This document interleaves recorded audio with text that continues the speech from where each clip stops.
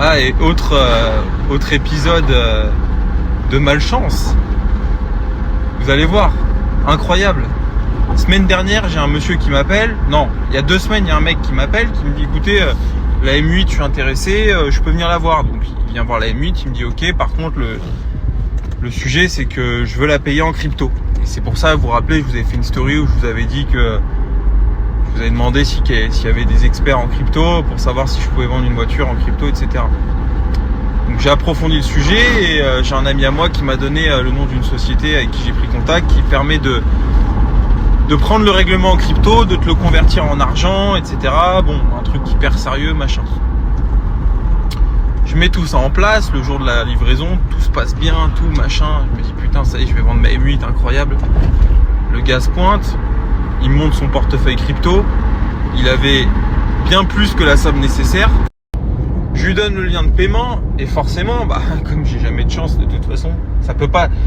Tu sais, le gars il peut pas juste prendre le lien de paiement, envoyer sa crypto, ça fonctionne. Non, tu te doutes bien, ça marche pas.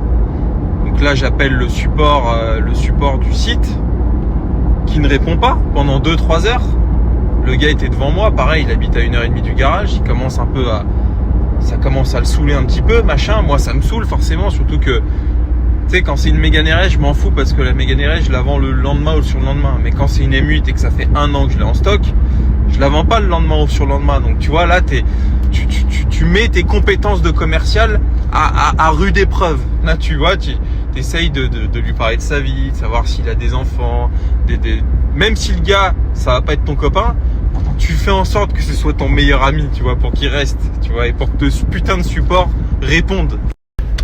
Bon les mecs ont répondu trop tard, le gars était parti et en plus il m'a insulté par SMS parce qu'il m'a dit écoutez, je vous avais bien prévenu que le règlement en crypto c'était bien spécifique, il fallait s'assurer que ça fonctionne, etc. Bon voilà quoi, c'est donc une vente capotée quoi. Donc voilà la vraie vie de marchand. Vous nous voyez, nous les marchands rouler en Porsche, en Ferrari, enfin pas tous mais vous dites incroyable comme activité. Non, c'est compliqué, je vous jure, émotionnellement c'est compliqué. C'est pour ça qu'il faut être focus sans arrêt. Tu vois, là ça y est, j'ai eu mon problème de Z4, je passe à autre chose. Je suis en train de finaliser une autre vente, j'ai des visites cet après-midi, faut être, tu vois, et c'est ça je pense qui fait la différence entre un bon chef d'entreprise et un mec qui prend les choses à cœur.